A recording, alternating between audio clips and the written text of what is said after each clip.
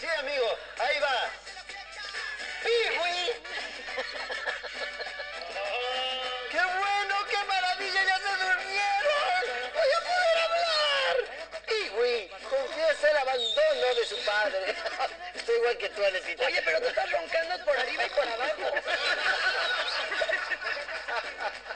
Dice que hace un mes que no ve a su papá. ¡Santo Dios!